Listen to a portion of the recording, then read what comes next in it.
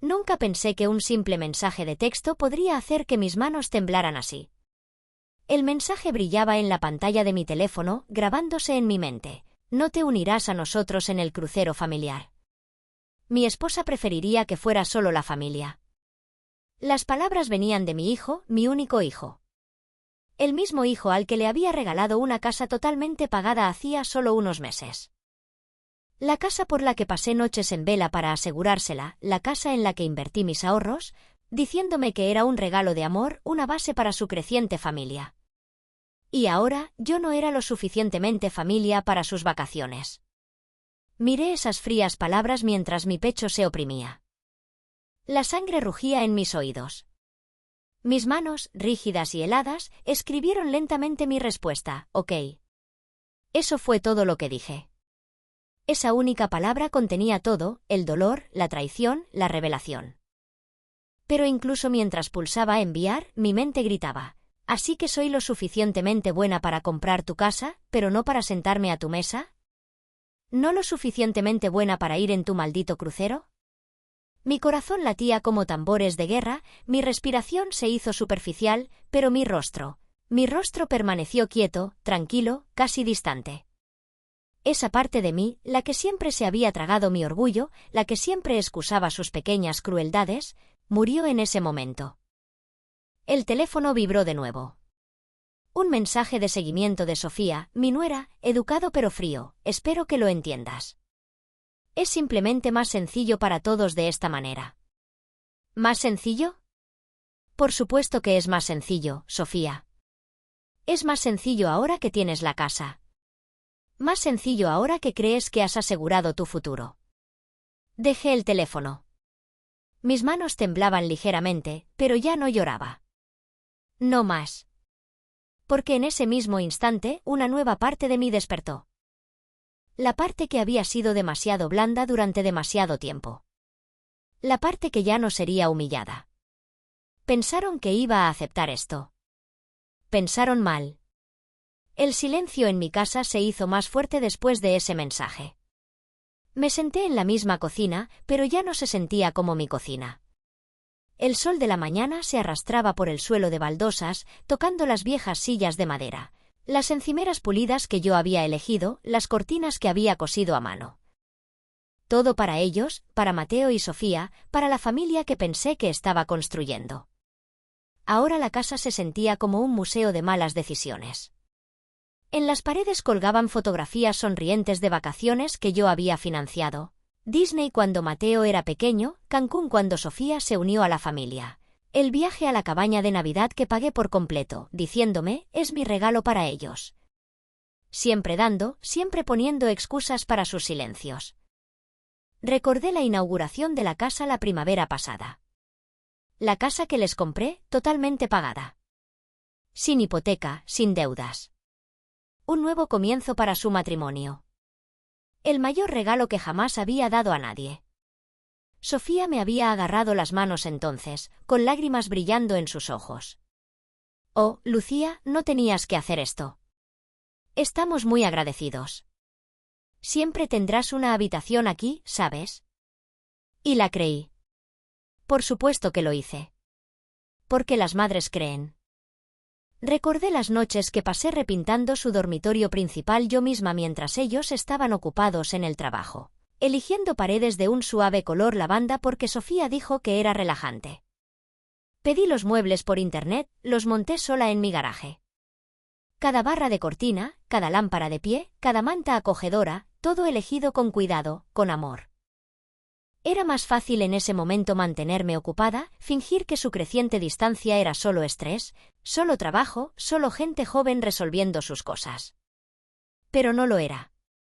La verdad pesaba sobre mi pecho ahora. Me había hecho útil para ellos durante tanto tiempo, como la que arreglaba, la que financiaba, la ayudante silenciosa, que dejaron de verme como una persona. Era un recurso, un monedero. Y una vez que el monedero se vació, ya no necesitaron a la mujer que lo llevaba. A la mañana siguiente, no pude soportar más el silencio.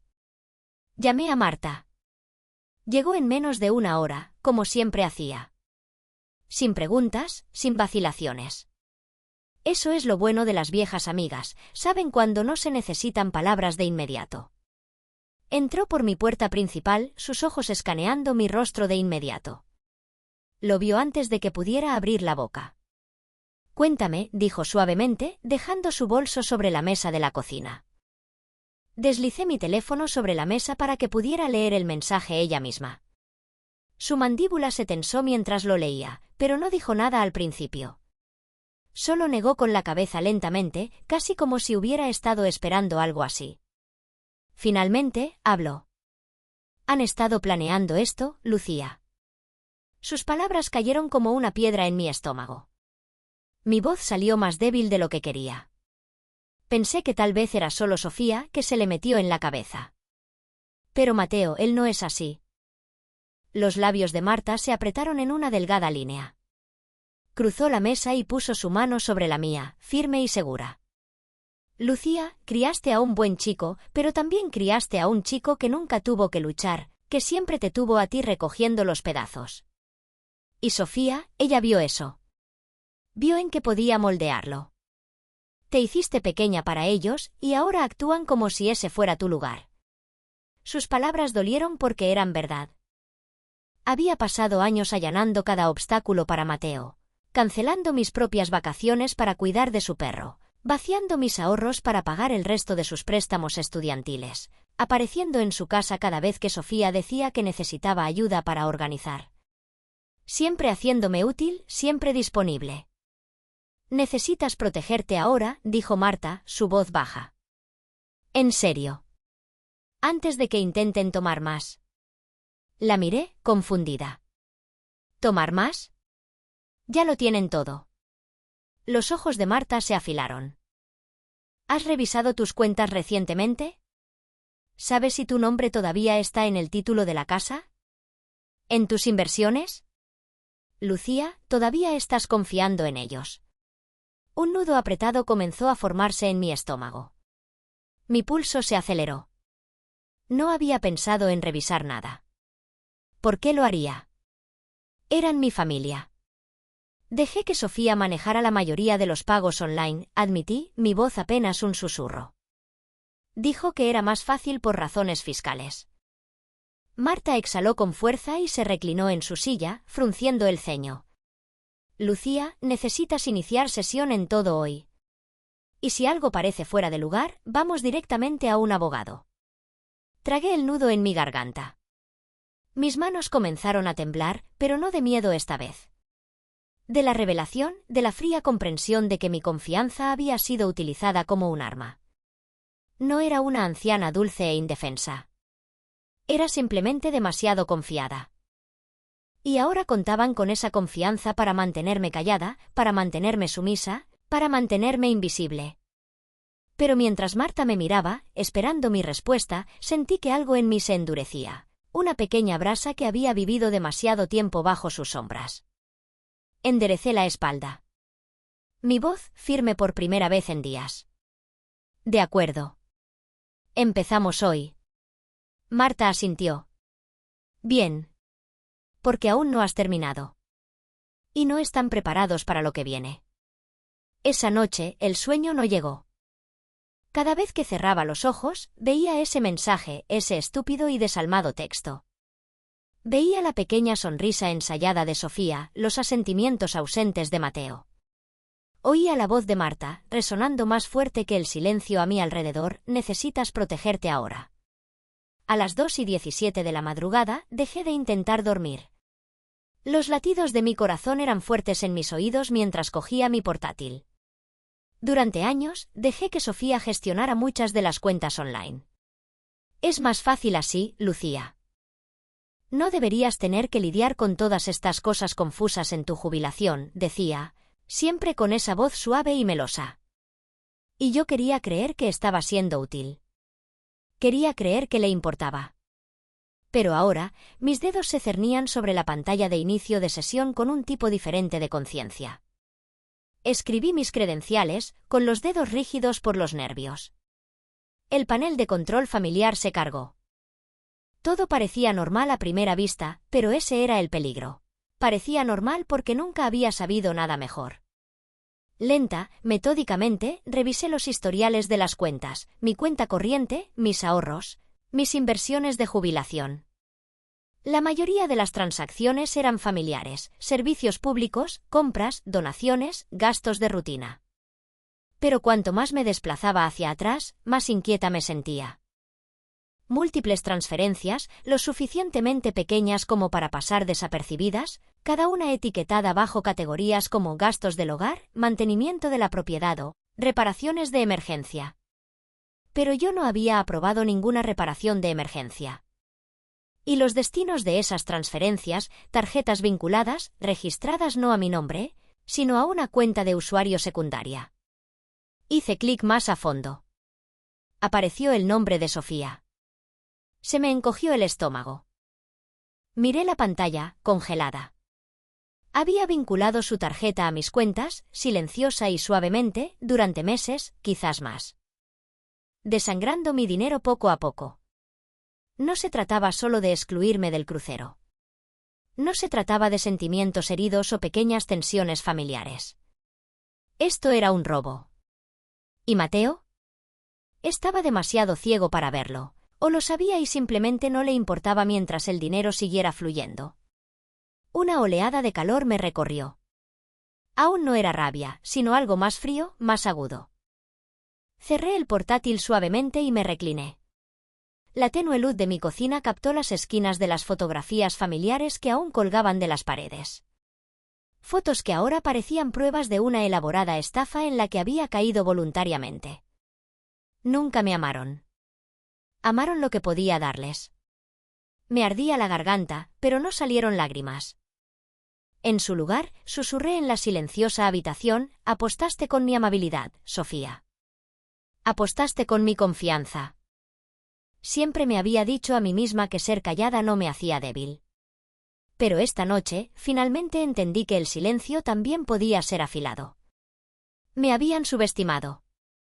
No volvería a ser esa tonta. Por la mañana ya no estaba insegura. No estaba en pánico, no más. La niebla se había disipado, dejando solo un enfoque frío. Llamé a mi asesor financiero con el pretexto educado de una revisión de rutina. No quería levantar sospechas, no todavía. No hasta que supiera exactamente a qué me enfrentaba. Por supuesto, señora Vargas, respondió amablemente el señor Rojas. Había gestionado mi cartera durante años. ¿En qué puedo ayudarla hoy? Mi hijo y mi nuera me han estado ayudando a gestionar algunos gastos del hogar, dije, manteniendo un tono uniforme. Pero me gustaría asegurarme de que todo sigue estructurado como lo planeamos originalmente. Sacó mis archivos. Mientras esperaba, forcé mi respiración a mantenerse estable, aunque mis manos temblaban bajo el escritorio. Bueno, todo parece generalmente estable, aunque veo algo de actividad reciente. Su voz cambió muy ligeramente. Parece que se han programado varias transferencias de fondos, principalmente para cubrir renovaciones del hogar en curso. Tragué saliva. ¿Renovaciones? Sí, bastante significativas, en realidad. Unas cuantas sumas grandes destinadas a, cito, mejoras de diseño y pagos anticipados a contratistas. Agarré el teléfono con más fuerza. ¿Y quién autorizó esas transferencias? Hubo una breve pausa. Bueno, señora Vargas, técnicamente, usted lo hizo. Al menos, su cuenta de representante autorizado lo hizo. Se me revolvió el estómago. ¿Qué representante? Dudó por primera vez. Parece que su usuaria autorizada secundaria, la señora Sofía, procesó estas transacciones. Tiene acceso total bajo el poder notarial duradero que firmó la primavera pasada. Cerré los ojos brevemente. Recordé esa reunión. Sofía había insistido en que firmara la documentación actualizada para facilitar las cosas en caso de una emergencia. Incluso había traído al notario ella misma, sonriendo todo el tiempo. Por supuesto. Por supuesto que lo hizo. Gracias, señor Rojas, dije con calma. ¿Le importaría marcar cualquier transacción futura para mi revisión personal antes de procesarla? He decidido ser más práctica en el futuro. Aceptó sin dudar. Cuando colgué, me senté de nuevo en el silencio. Ya no había duda. Sofía no estaba ayudando. Estaba posicionándose. Posicionándose para cuando ella y Mateo pudieran desviar todo en silencio, usando esa casa como su premio. Mi jubilación no era su herencia, no todavía. Pero ya estaban gastando como si lo fuera. Miré el camafeo de mi difunto esposo, sentado en el alféizar de la ventana, el que me regaló después de nuestro 30º aniversario. Él habría visto esto antes. Siempre me había advertido que tuviera cuidado. Pero yo quería creer tanto en la familia. Durante años me había hecho tan pequeña para evitar conflictos. Pero el amor sin respeto, eso es una prisión. Y acababa de encontrar la llave. Dirigí mi mirada hacia la estantería vacía al otro lado del salón, donde solía exhibir con orgullo una foto enmarcada de la inauguración de la casa de Mateo y Sofía. La había quitado hacía 2 noches. La estantería se veía mejor vacía. Más ligera. Y por primera vez, yo también. Habían apostado por mi silencio. Se arrepentirían de ello. Más tarde esa tarde, caminé hasta el parque. Necesitaba aire, necesitaba un espacio que no estuviera construido por mis sacrificios, lleno de muebles que compré para ellos o embrujado por fotos de personas que solo me veían como útil. El viejo roble todavía estaba en pie donde mi esposo solía sentarse cada domingo por la tarde, leyendo el periódico mientras yo alimentaba a los patos. Había sido su lugar favorito. Lo llamaba nuestro pequeño rincón de calma. Me senté en el banco bajo sus amplias ramas. La cálida brisa se llevó parte del peso que había estado presionando mi pecho. Durante un buen rato no dije nada, solo respirando, solo escuchando. Y luego le susurré suavemente, como si todavía estuviera sentado a mi lado: «Tú lo habrías visto, Ricardo. Me habrías advertido». Mis dedos trazaron los bordes del viejo camafeo que todavía llevaba, mi pulgar rozando la pequeña fecha grabada. El día que pagamos nuestra primera casa, el día que pensamos que estábamos construyendo un futuro para nuestra familia, cuando Mateo todavía era nuestro niño de ojos brillantes, ansioso por construir casas en los árboles. No intrigas. Me mordí el labio con fuerza para detener el temblor. No quería llorar. No más. Las lágrimas se habían gastado hacía mucho tiempo. A la mañana siguiente, estaba esperando en la oficina de mi abogado antes de que abrieran la puerta. El señor Ferrer había manejado mis asuntos durante años, la planificación patrimonial, la compra inicial de la casa para Mateo y Sofía, incluso la documentación original que Sofía insistió que firmara cuando quería, más flexibilidad para gestionar las finanzas del hogar. En aquel entonces, había confiado en ella, en todos ellos. Nunca más. Me saludó con una cálida sonrisa, pero la preocupación en sus ojos lo delató. Lucía, no esperaba verla tan temprano. ¿Está todo bien? Me senté frente a él y crucé las manos cuidadosamente en mi regazo. Mi voz era firme, pero no había suavidad en ella. Necesito revertir el regalo de la casa. Parpadeó, ligeramente desconcertado. ¿Se refiere a la propiedad que transfirió a nombre de Mateo y Sofía? Asentí. Exactamente esa. Quiero que se anule. Quiero que mis activos estén bloqueados, todos los poderes financieros revocados y cada rastro de papel documentado.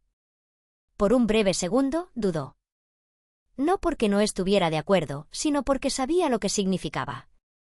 Lucía, esto puede crear tensión. Ellos ya han creado la tensión, repliqué. Simplemente he sido demasiado ciega para verla. Me estudió por un momento, luego asintió. Muy bien, procederemos.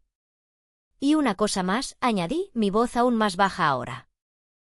Quiero la documentación completa de cualquier actividad financiera que hayan iniciado usando mis cuentas. Toda. Cada retiro, cada transacción, cada autorización que Sofía procesó. Un rastro de aprobación cruzó su rostro.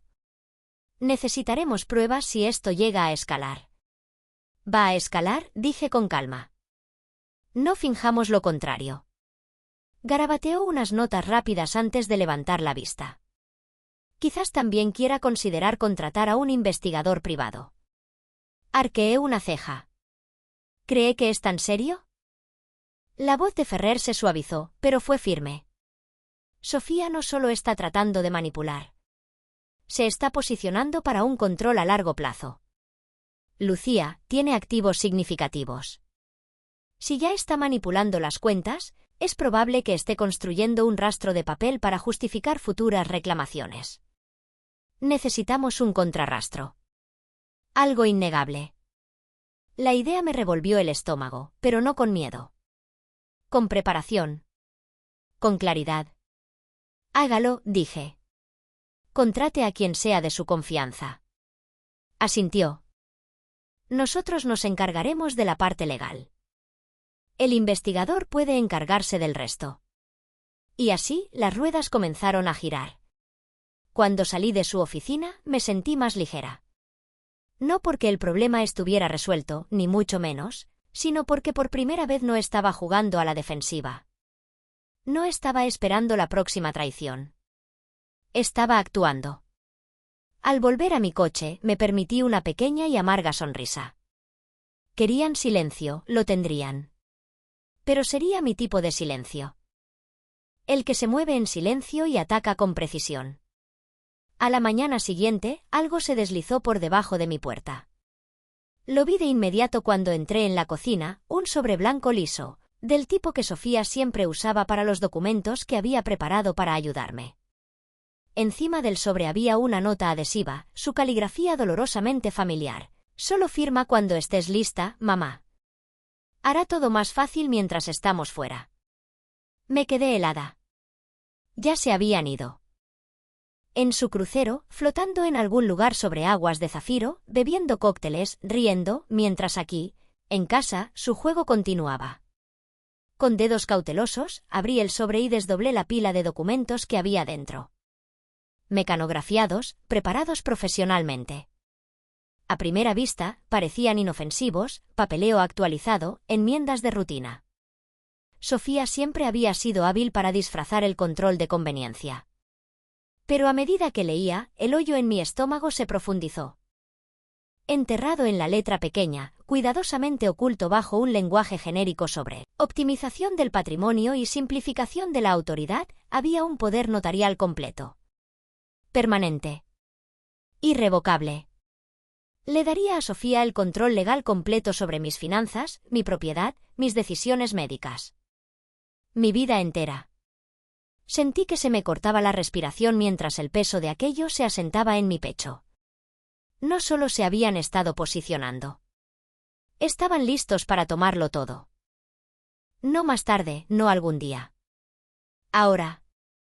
Me quedé allí, agarrando las páginas, mis manos temblando ligeramente. No de miedo, sino de la fría revelación de hasta dónde estaban dispuestos a llegar. Sofía no quería esperar a mi fallecimiento natural. Quería el control mientras yo todavía estaba viva. Para borrarme, educadamente, legalmente, sin necesidad de ensuciarse las manos. ¿Y Mateo, mi propio hijo, estaba realmente ciego o solo fingía no ver lo que ella estaba haciendo? De cualquier manera, la respuesta era igual de devastadora. Ya no eran familia. Eran depredadores con rostros familiares. Con cuidado, volví a meter los documentos sin firmar en el sobre. Lo cerré y lo dejé de nuevo en el mostrador como si nada. Dejemos que crean que no me había dado cuenta. Dejemos que piensen que seguía siendo esa misma mujer ingenua, la que confiaba sin cuestionar, la que firmaba lo que le ponían delante, la que sonreía y decía gracias. Pero esa mujer ya no vivía aquí. El investigador privado llegaría más tarde hoy. Mi abogado ya había comenzado a preparar la documentación para congelar todas las autorizaciones conjuntas. Y ahora, con estos documentos, tenía una prueba más, una prueba escrita de su intención. Me senté a la mesa de la cocina mientras el sol entraba por la ventana, calentando mi rostro. Pensaron que esto seguía siendo su juego. Pero olvidaron algo, el silencio no significa debilidad. En el momento en que devolví los documentos sin firmar a su sobre original, algo cambió dentro de mí. Fue extraño lo tranquila que me sentí. Ya no estaba conmocionada. Ni siquiera estaba enfadada. Estaba concentrada y muy lúcida. Pensaron que podían actuar mientras estaban fuera, que me sentaría aquí, indefensa, confundida, abrumada por la jerga legal. Que me sentiría honrada de ser incluida en mi propia eliminación. Pero me subestimaron. Al mediodía, estaba de vuelta en la oficina de Ferrer. Esta vez no me saludó con preocupación, simplemente asintió, sintiendo ya la urgencia escrita en mi rostro. Intentaron colarme esto mientras están fuera de la ciudad. Deslicé el sobre su escritorio. Desdobló los papeles con cuidado, su ceño se tensó mientras leía. Se están volviendo audaces, dijo finalmente. Esto no es solo poco ético, es depredador.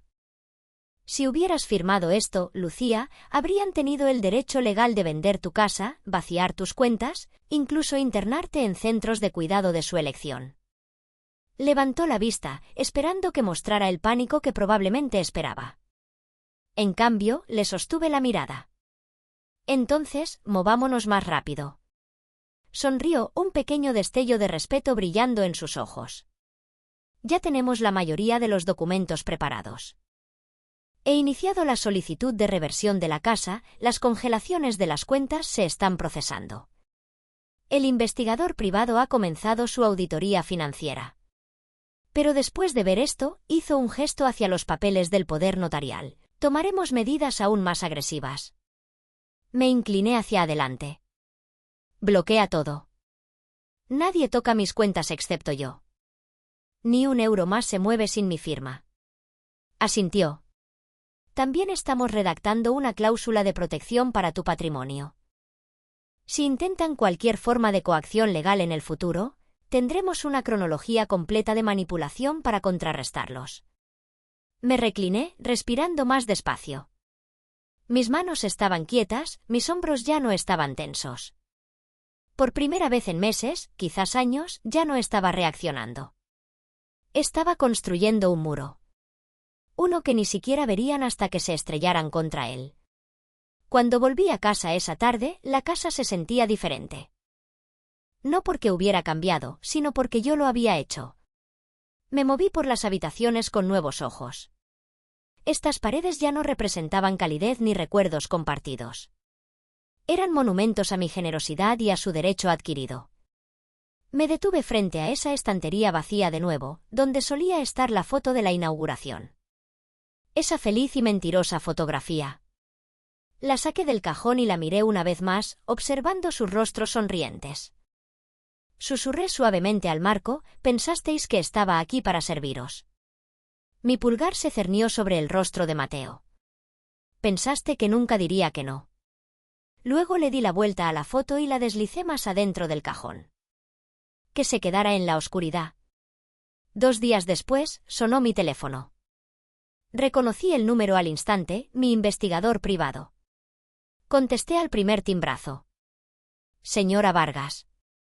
Su voz era mesurada, pero pude oír el peso bajo sus palabras.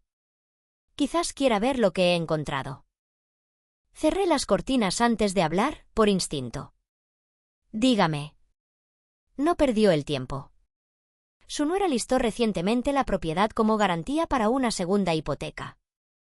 Ya ha comenzado el proceso de preaprobación con un prestamista privado. La documentación se presentó la semana pasada.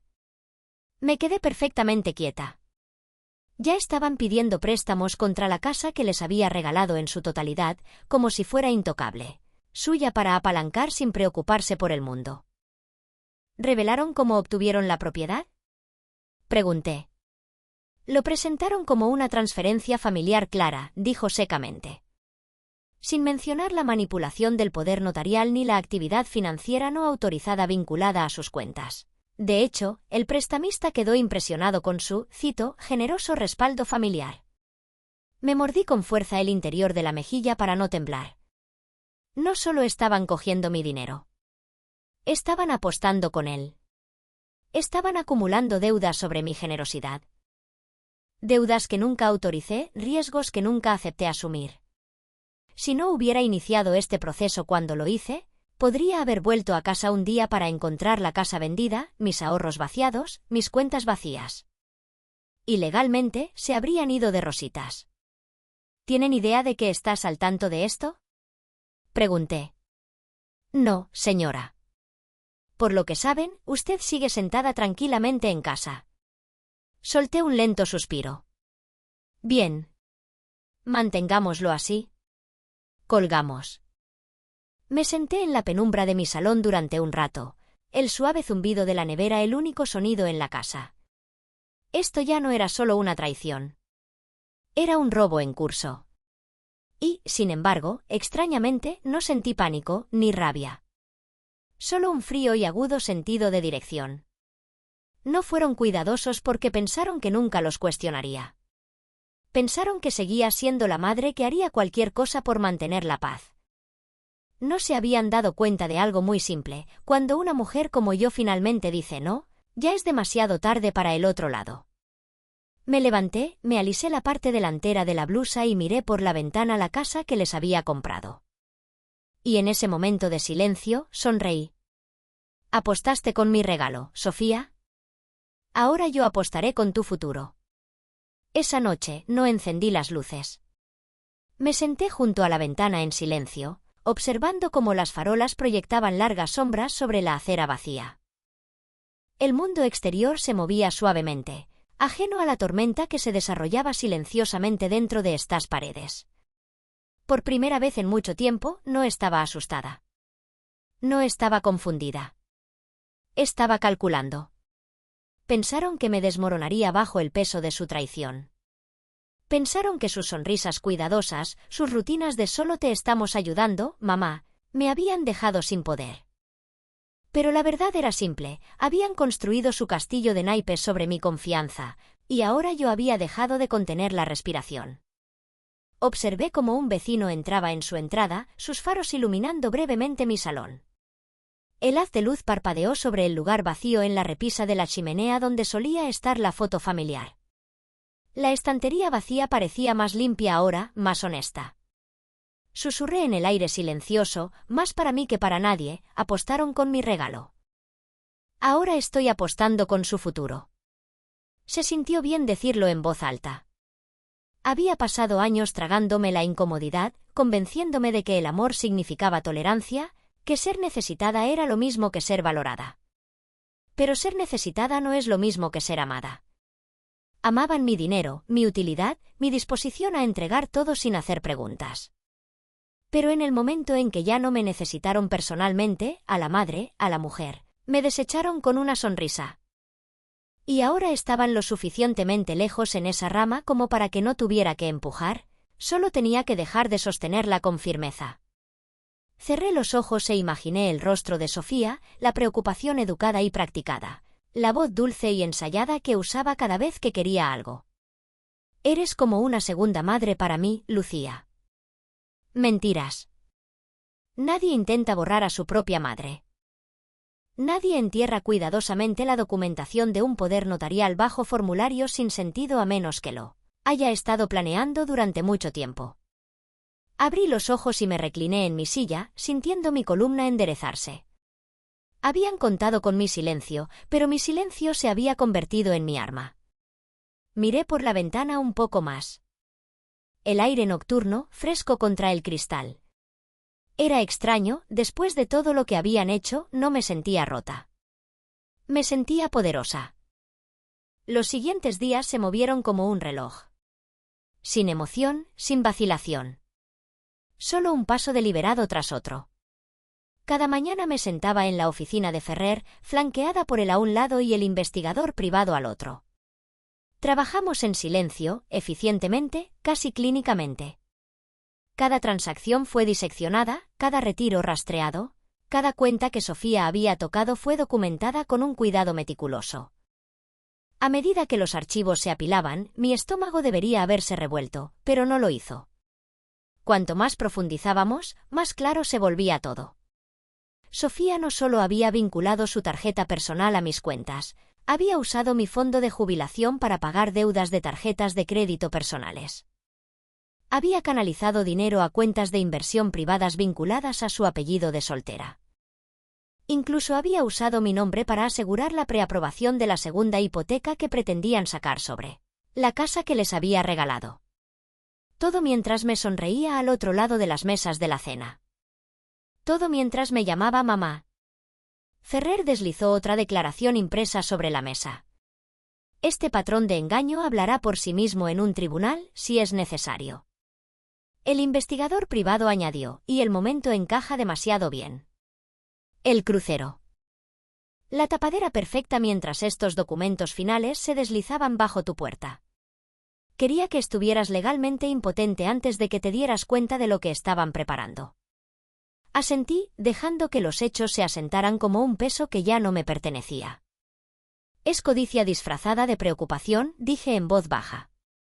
No me querían fuera, solo querían el control. Ferrer me miró a los ojos.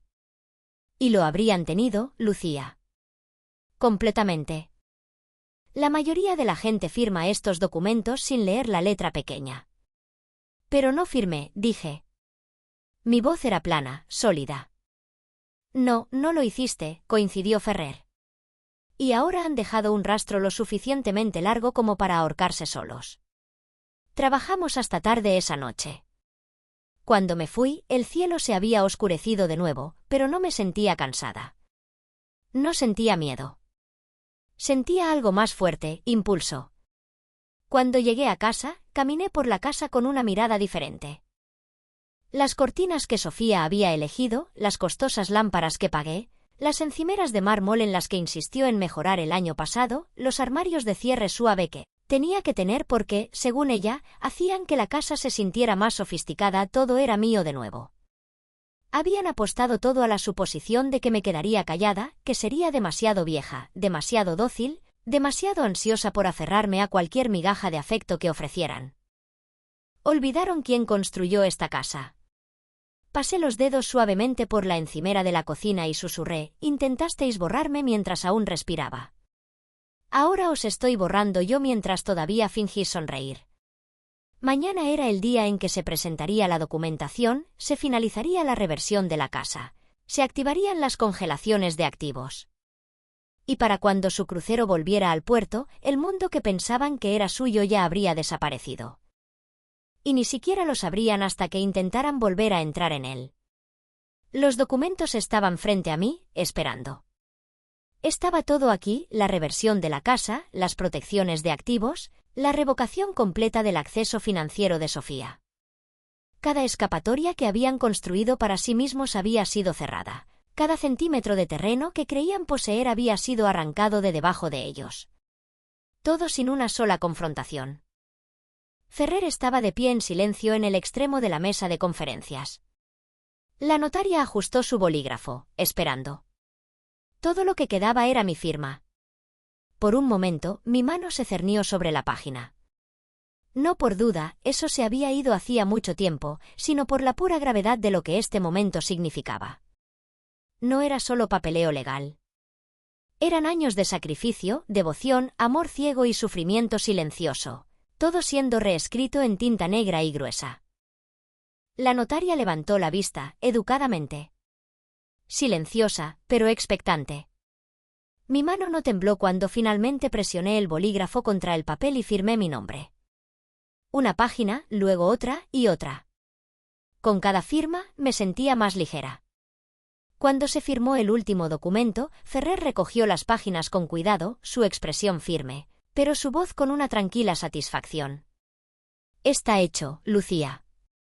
Reversión completa ejecutada. La casa es legalmente tuya de nuevo. Cada autorización financiera que tenían ha sido anulada. No pueden tocar nada ahora. Ni tus cuentas, ni tu propiedad, ni siquiera tus servicios públicos. Asentí una vez. Mi voz era tranquila. ¿Y si intentan impugnarlo? Los ojos de Ferrer se afilaron. Tenemos cada pizca de evidencia necesaria.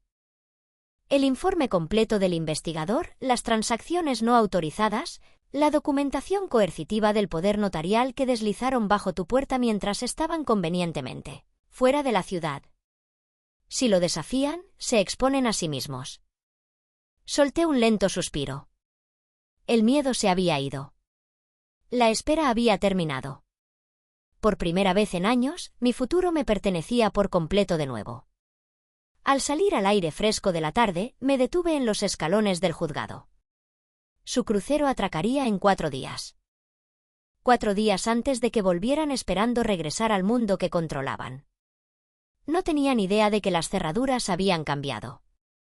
No tenían idea de que la casa que estaban tan ansiosos por apalancar para obtener deudas ya había sido vendida. Silenciosamente, legalmente e irrevocablemente. Mientras flotaban en un barco creyendo que habían ganado, la venta se había finalizado solo unas horas antes de que yo firmara la reversión. Un comprador limpio, oferta en efectivo, cierre acelerado.